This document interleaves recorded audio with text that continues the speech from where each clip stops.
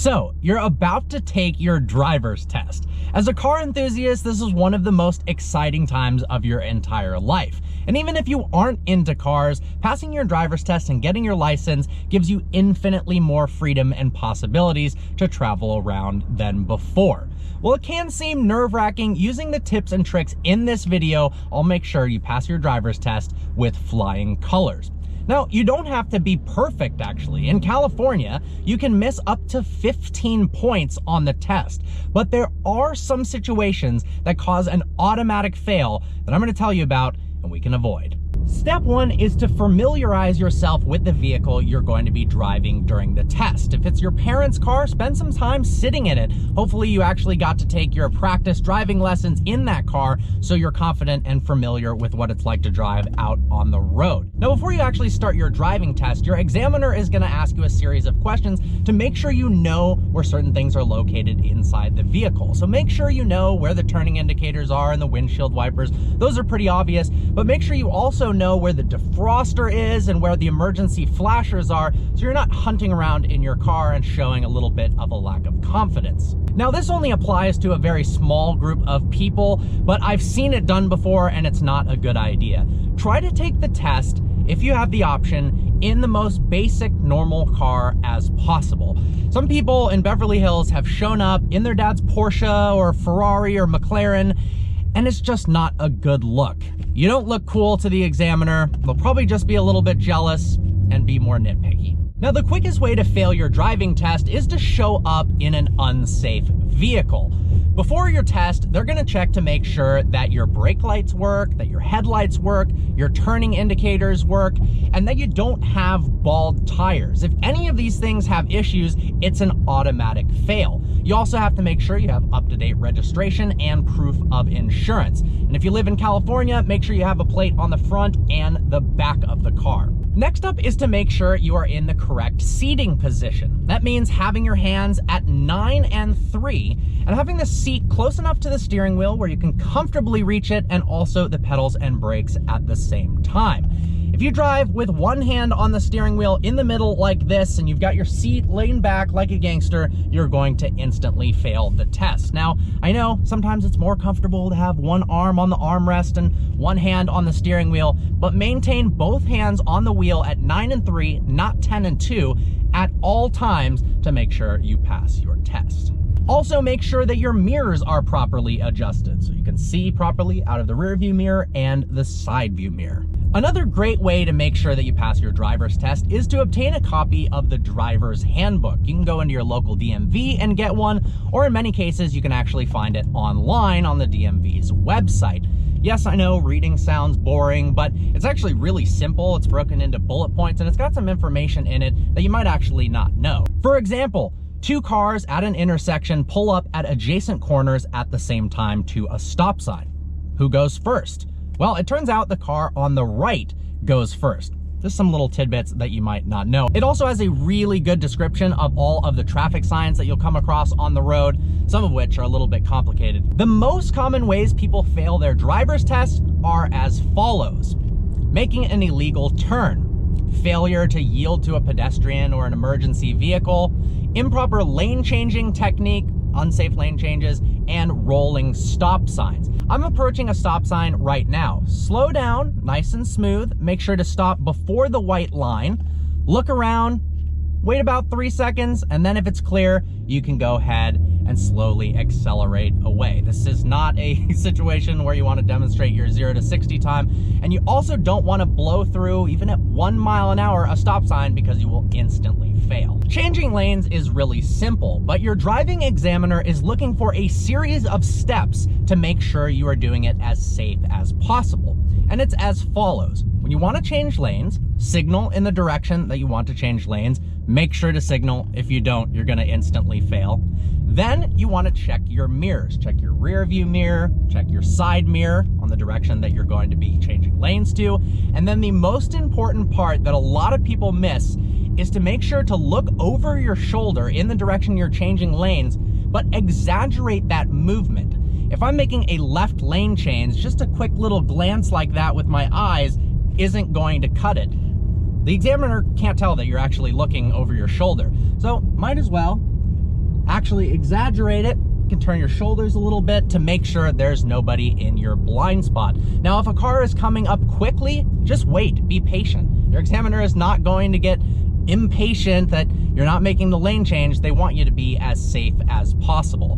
Make sure there is enough distance. If it seems like it's dangerous, it probably is, and just wait till there's a safe time to change. Now, if you're on the highway and you have to make multiple lane changes, do not just signal and then go all the way across multiple lanes at a time. Signal, go over one lane, then wait, do the exact same steps as before, with checking your mirrors. Of course, the signal is still on, and then looking over your shoulder each and every lane that you change. Another very common way that people fail their driver's test is not scanning the road enough. Yes, of course, you have to look in front of you, but don't get fixated on the vehicle right in front of you. Make sure to keep your eyes up so you can see farther along the road, but be scanning from side to side almost at all times. You want to be aware of everything around you, and in particular, check your rear view mirror constantly.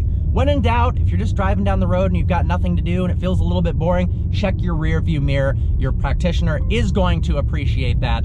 It's good to know what's coming up behind you. Now, it goes without saying, but speeding is a surefire way to fail your driver's test. Do not, under any circumstance, whether it's passing or an evasive maneuver of some kind, go more than 5 miles an hour over the speed limit, or you will instantly fail. Now, at the same time, don't be so nervous that you're speeding that you go too slowly. If you're going 10, 15 miles an hour under the speed limit, you can fail the test as well. In line with that, make sure that all your inputs are very, very smooth. When you're turning, don't jerk the wheel to the side. When you're accelerating, do it nice and smooth. And when you're braking, do it nice and smooth. Pretend your grandma's in the passenger seat and she's got a really bad back and you've got to make the drive as smooth as possible. Make sure to keep a safe following distance from the car ahead of you. Do not tailgate under any circumstance, even if they're driving too slow under the speed limit. Wait till you can make a safe pass, but do not tailgate. The DMV suggests the 3-second rule. The 3-second rule is as follows. When the car in front of you passes a landmark like a sign or a tree, you should be able to count to 3 before your car passes that same marker. Now, if you're behind a motorcycle, allow a little bit more space. And if you're behind a big truck, make sure that you leave extra room, because if you're behind an 18-wheeler, it obstructs your visibility and you won't be able to tell what's going on ahead of you. A common mistake that a lot of new drivers make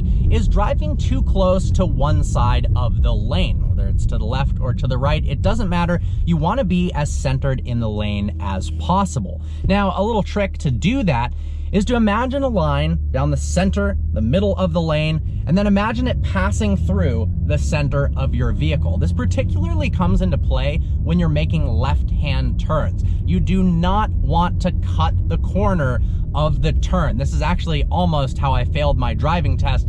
He was debating whether I got too close to the white line or not when I was going around a left turn. When in doubt, go a little bit wide. Breathe and be confident in yourself. You've driven before. There's absolutely no reason why you aren't going to pass this test. Think about how many millions of people have passed the test before you. No matter how nervous you are, try not to show it, and definitely do not tell the driving instructor, hey, oh, by the way, I'm really nervous, because it's not gonna leave a great taste in their mouth.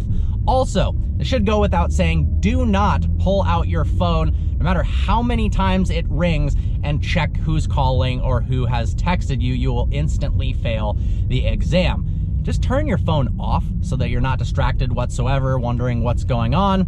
It's only gonna be 20 minutes. Now, technically, you are actually allowed to use the radio during your test if it's not loud enough to be distracting and not loud enough so that your examiner can't actually communicate with you. But honestly, I suggest leaving it off. You don't want to be playing your favorite song and get distracted or turn out that the examiner absolutely hates that type of music. There's no reason to listen to the radio while you're taking your test. Now, at the beginning of your exam, your examiner might actually ask you to do hand signals in case your turn signals were to go out. So they are as follows. If you have to make a left turn, you would stick your hand out the window perfectly straight like this. If you have to make a right turn, you'd stick your arm out the window upwards like this with a bend, And then if you have to make a stop, you do the same thing but downwards outside of the vehicle. Another common way that new drivers fail their driving test is during double turn lanes. That means there's 2 or 3 lanes that are capable of turning left at an intersection. What you don't want to do if you're in the farthest to the left turn lane is end up in the farthest to the right lane. You have to stay in the lane that you started in. If you're in the middle lane, around the left turn, you've got to end up in the middle lane. You will instantly fail your driver's test if you go into a different lane when you're making a turn. Well guys, there you have it. Good luck on your test. With these tips and tricks, you're going to do just fine. Breathe, relax, make sure to eat a good breakfast beforehand, and you're gonna do just fine. If you found this video informative, let me know in the comments section below. I'm happy to make more driving tutorials and how to pass your driving test style videos. If you really liked it, consider subscribing, hit that like button. As always, look forward to seeing you next video.